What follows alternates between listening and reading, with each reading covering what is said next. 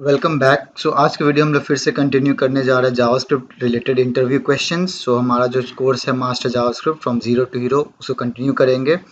आज का क्वेश्चन एक काफ़ी इंपॉर्टेंट क्वेश्चन है। ये है व्हाट इज स्कोप। ये इंटरव्यू में बहुत बहुत पूछेगा आपसे, हर बार पूछेगा और अलग अलग तरीके से घुमा के पूछेगा। ठीक है। सो बेसिकली मैं अच्छे समझा रहा हूँ। स्कोप क्या होता है? स्कोप जावास्क्रिप्ट में बेसिकली अगर बोलेंगे तो स्कोप बेसिकली एक एरिया होगा जहाँ पे आपको वेरिएबल्स और फंक्शंस के पास आपको एक्सेस रहेगा। मतलब आप जा सकते हैं, वहां से आप ले सकते हैं, बुला सकते हैं। सिंपल। ठीक है। और जावास्क्रिप्ट में तीन टाइप्स के स्कोप्स होते हैं, ग्लोबल होता है, फंक्शन होता है और ES6 में ब्लॉक स्कोप आ गया था। ठीक है। तो मैं ग्लोबल से स्टार्ट करता हूँ, आस्ते आस्ते ब्लॉक पे जाएंगे। ठीक है। तो सबसे पहले अगर हम लोग ग्लोबल स्टडी करेंगे, ग्लोबल स्कोप, ठीक है, तो वहाँ स्टार्ट करते हैं। बेसिकली क्या होता है, हम लोग जो भी यहाँ पे लिख रहे हैं ना, सपोज कर लीजिए वेर कुछ भी वेरिएबल में कुछ भी हम लोग लिख रहे हैं। ठीक है। ये सारा ग्लोबल हो जाता है। ठीक है। ये ग्लोबल स्पेस में एग्जिस्ट कर रहा है। मतलब आप यहाँ पे लिखेंगे जो भी, तो वो ग्लोबल स्पेस में चला जाएगा। ठीक है। यहाँ पे आप फंक्शन भी डिफाइन करेंगे तो वो भी ग्लोबल में जाएगा। फंक्शन का नाम अगर फंक लिखेंगे, कुछ भी लिख रहे हैं आप, ठीक है, इसमें आप कुछ भी नहीं कर रहे हैं, बस लॉग कर रहे हैं। ये सारा फंक्शन ग्लोबल स्कोप में है। ठीक है। बेसिकली ये हुआ आपका ग्लोबल स्कोप। मतलब जो भी वेरिएबल्स आप यहाँ डिफाइन करते हैं किसी फंक्शन में, इनके अंदर नहीं। ठीक है। ये इसका फंक्शन स्कोप हो जाएगा अगर आप इसको अंदर करेंगे। बट ये फंक्शन खुद ग्लोबली एग्जिस्ट करता है, इसके अंदर का चीज अभी ध्यान मत दीजिए। आप देखिए कि वेरिएबल्स और फंक्शन जो बाहर लिखा रहेगा, ठीक है, वो एक्सेसिबल रहेगा सब जगह पे। ठीक है। तो इसको हम लोग बोलेंगे ग्लोबल स्कोप। ठीक है। अब हम लोग आगे बढ़ते हैं। ठीक है। अब हम लोग स्टडी करेंगे फंक्शन स्कोप। ठीक है। Function scope. फंक्शन स्कोप में क्या होता है, सपोज कर लीजिए ये फंक्शन तो ये बाहर का था, बट इसके अंदर जो भी लिखा रहेगा वो फंक्शन रहेगा, फंक्शन के अंदर का स्कोप में आएगा। ठीक है।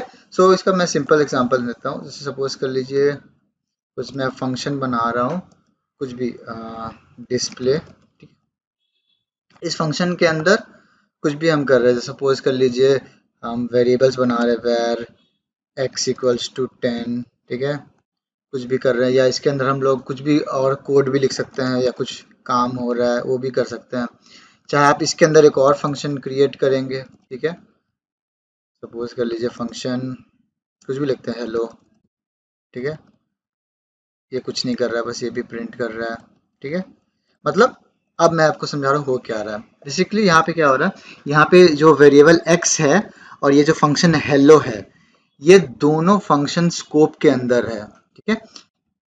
ये दोनों सब कुछ एक्सेसिबल रहेगा इसके अंदर। ठीक है। ये एक्स और ये हेलो हम डिस्प्ले के अंदर ज़रूर एक्सेस कर सकते हैं। वही हम चाहेंगे कि डिस्प्ले के बाहर अगर हम सपोज कर लीजिए मैं कंसोल लॉग करूँगा एक्स। ठीक है। तो आप एक्सपेक्ट करिए कि आउटपुट क्या आएगा। देखिए एक्स इज़ नॉट डिफाइंड, क्योंकि एक्स फंक्शन के अंदर है। सिमिलरली अगर आप हेलो को सिर्फ कॉल भी कर लेते, चलिए, ये भी एरर आएगा, हेलो इज़ नॉट डिफाइंड। ठीक है। ग्लोबल स्कोप में अगर सपोज कर लीजिए मैं वो दिखा देता हूँ, अगर किसी को देखना है तो अगर मैं इस वेरिएबल को प्रिंट करूंगा तो यहाँ प्रिंट हो जाएगा, या इस फंक्शन को कॉल करूंगा तो भी होगा, क्योंकि ये ग्लोबली एग्जिस्ट करता है। ठीक है। क्योंकि ये फंक्शन कुछ रिटर्न नहीं कर रहा है, बस ये प्रिंट कर दे रहा है, तो करने का ज़रूरत नहीं था, कंसोल लॉक करने का ज़रूरत नहीं था, क्योंकि ठीक है, इसलिए अनडिफाइंड आ रहा है अगर आपको डाउट था तो। ठीक है। ये हुआ ग्लोबल और फंक्शन स्कोप, आप समझ पा रहे हैं। आप अगर आपको ये डिसफंक्शन, अगर मेरे को कुछ करना है, सपोज कर लीजिए मैं कंसोल लॉग करूंगा, कंसोल डॉट लॉग, ठीक है, एक्स करूंगा और हेलो को सीधा कॉल करता हूँ। ठीक है। आप सोच रहे इसको अब कॉल करेंगे हम लोग, ये जो डिस्प्ले है ये अभी भी बाहरी है, बट हमने देखा कि एक्स को हम लोग कॉल नहीं कर सकते हैं डिस्प्ले के बाहर, हेलो को भी नहीं कॉल कर सकते हैं। वही अगर हम लोग डिस्प्ले को कॉल करेंगे, डिस्प्ले को कॉल करेंगे तो ये इन्वोक हो जाएगा ये फंक्शन, उसके अंदर का जो जो चीज़ एक्सेसिबल है तो वो सब अब काम करेगा। तो 10 और हाई प्रिंट हुआ, तो ये हुआ फंक्शन स्कोप। अब क्या होता है, अब हम आता है ब्लॉक स्कोप। ये ES6 में इंट्रोड्यूस किया गया था। ठीक है।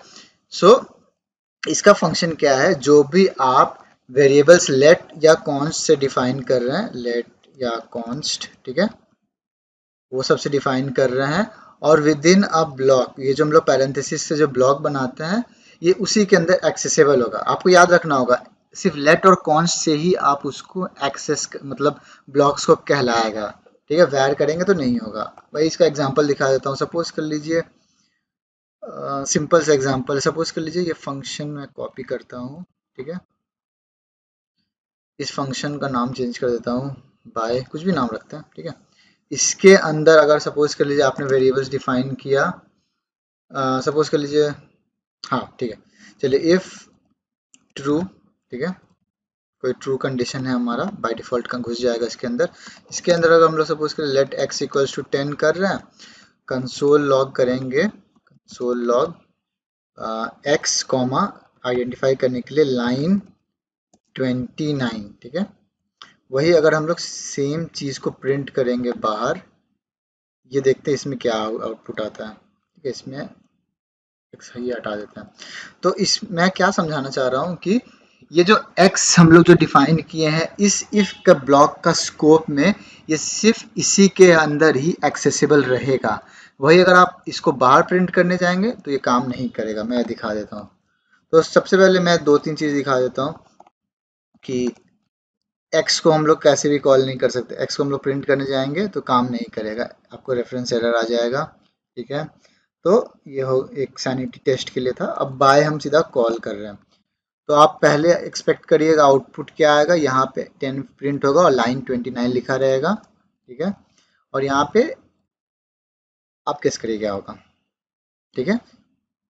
एज एक्सपेक्टेड वही आउटपुट आया, ठीक है, क्योंकि यहाँ पे ये इसकी ये इस ब्लॉक में डिफाइंड था, इसके बाहर इसको पता भी नहीं है कि क्या हो रहा है, ठीक है। अब एक और चीज़ मैं दिखा देता हूँ। अब मैं क्या करता हूँ, इस चीज़ को थोड़ा कमेंट आउट कर देता हूँ, ठीक है। अब हम लोग कुछ और चीज़ भी प्रिंट करके देखते हैं, GOL, ठीक है। देखते हैं क्या ये काम करेगा कि नहीं करेगा। क्या हम लोग बाहर का वेरिएबल्स अंदर से कॉल कर सकते हैं क्या? चलिए वो देखते हैं। क्योंकि हमने देखा अंदर से तो कॉल नहीं कर पा रहे थे, अंदर का वेरिएबल को बाहर से प्रिंट नहीं कर पा रहे थे, पर हाँ बाहर का वेरिएबल हम लोग अंदर से प्रिंट कर पा रहे हैं, ठीक है। तो इसका क्या मतलब हुआ कि ग्लोबल स्कोप से हम लोग फंक्शन के अंदर बुला पा रहे हैं या किसी ब्लॉक के अंदर बुला पा रहे हैं। तो अगर सपोज कर लीजिए अगर हम लोग यहाँ पे एक वेरिएबल लेते, लेट करके लेते, लेट y इक्वल्स टू 99, ठीक है। अब हम लोग प्रिंट करते हैं क्या y हम लोग एक्सेस कर सकते हैं फंक्शन के अंदर, इस ब्लॉक स्कोप के अंदर। हाँ हम लोग y भी एक्सेस कर सकते हैं। तो हम लोग एक कंक्लूजन पे आके देख रहे हैं या कुछ ऑब्जर्व कर रहे हैं कि अंदर का जो वेरिएबल्स है या फंक्शंस उसको हम लोग बाहर से नहीं कॉल कर सकते हैं, बट बाहर का जो है वेरिएबल्स फंक्शन उसको हम लोग अंदर कॉल कर सकते हैं, ठीक है। उस ठीक है अंदर वाले स्कोप में कॉल कर सकते हैं। सो इससे एक ये होता है लेक्सिकल स्कोपिंग होता है, इसको हम लोग बोलते हैं। और इसमें एक और चीज़ भी है, एक जो बहुत ही इंपॉर्टेंट पॉइंट होता है स्कोप चेन, ठीक है। सो बेसिकली क्या हो रहा है हमारा, अगर हम लोग ये y प्रिंट कर रहे थे या GOL प्रिंट कर रहे थे, बेसिकली क्या होता है कि अगर ये करंट ब्लॉक स्कोप में एग्जिस्ट नहीं कर रहा था, राइट, GOL और y एग्जिस्ट नहीं कर रहा था, वो लुकअप करता है, ठीक है। जावास्क्रिप्ट लुकअप करता है, इस वेरिएबल को खोजता है आउटर स्कोप में, ठीक है। आउटर स्कोप में GOL, इसका आउटर स्कोप क्या होगा, ये फंक्शन है, इसमें इसको ये GOL नहीं मिला, ठीक है। तो पहले सपोज के लिए y को देख लेते हैं, तो इसको y मिला तो हाँ चलो y वो प्रिंट कर दिया, ये एक्सेस कर लिया है। GOL इसको यहाँ भी नहीं मिला, तो फिर वो अब आउटसाइड ग्लोबल स्कोप के ऑब्जेक्ट में जाके देखता है, तो उसको एक वेरिएबल मिलता है, तो उसको वहां से मिल जाता है। वही अगर इसको कोई वेरिएबल नहीं मिलता तो वो एरर थ्रो कर देता है, ठीक है। अनटिल अनलेस ग्लोबल स्कोप तक जाता है, वो लास्ट पॉइंट है, ठीक है। अगर मिल जाएगा तो अच्छी बात है, यूज कर लेंगे, नहीं तो एरर थ्रो कर देता है, ठीक है। और ये सबसे नियरेस्ट वेरिएबल खोजता है, ठीक है। और जब एक बार मिल जाता है, अगर सपोज कर लीजिए इस ब्लॉक के अंदर भी अगर आप y डिफाइन करते, y इक्वल्स टू -100 कर रहे हैं, तो आप क्या होगा, नियरेस्ट खोजेगा, ये नहीं कि फारदेस्ट या ऐसा कुछ, ठीक है। नियरेस्ट खोजेगा और यहाँ पे -100 प्रिंट हो जाएगा, ठीक है। तो इसी कॉन्सेप्ट को हम लोग स्कोप चेन बोलते हैं, ठीक है। और जो स्कोप चेन में एक होता है, एक और चीज़ होता है जो मैंने जो अभी एक्सप्लेन किया, वही ये सेम चीज़ है कि इनर स्कोप आउटर स्कोप पे जाता है, आउटर स्कोप ग्लोबल स्कोप में जाता है, ठीक है। ये वह प्रोसीडियर कि कैसे वो लुकअप करता है, ठीक है। वेरिएबल लुकअप या आप स्कोप चेन कैसे काम कर रहा है, ये एक तरीके से वैसे ही काम करता है, ठीक है।